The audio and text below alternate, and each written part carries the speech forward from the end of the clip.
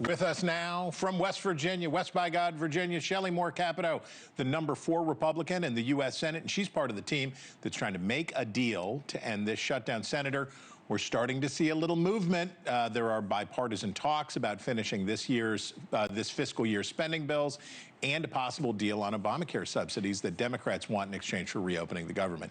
How close, from where you sit, are we to ending this shutdown?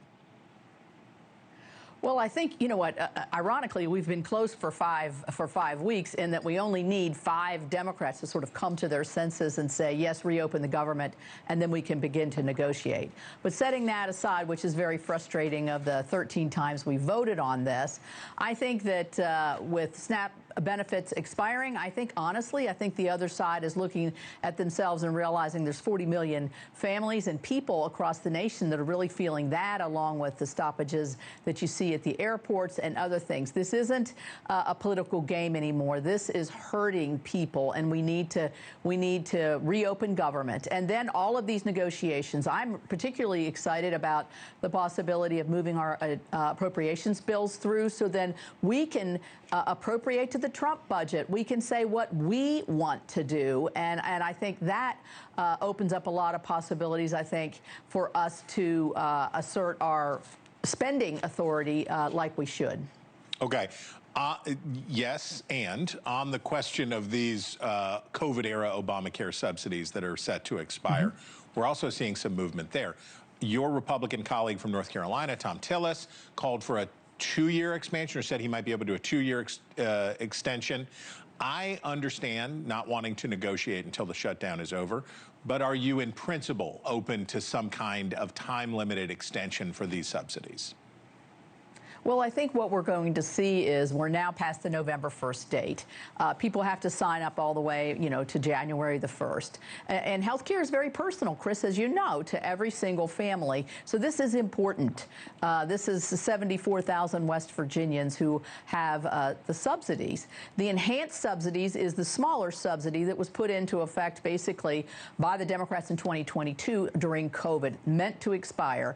But now people are beginning to rely on them, as we knew that probably would happen. I am open to looking at a way to reform this system, to move it forward, and to get past this log jam. So, yes, we've had many conversations, give and take. That's what we're supposed to be doing, but we're not going to get anywhere until we have the government open, as John Thune said numerous times. Then we'll begin to vote on these things and solidify those negotiations. All right, let's talk about the filibuster. The Majority Leader Thune has made it pretty clear that he is for the filibuster, remains for the filibuster. But when we go back to 2013 and Harry Reid, it has been a pretty consistent bipartisan erosion of the filibuster, including some rule changes sort of at the periphery this year. Even though Democrats are relying on the filibuster now, they historically have not been fans. What do you say to Republicans who argue that the blue team is going to end the filibuster whenever they return to power, so now is the right time to blow it up so that Republicans get the benefits?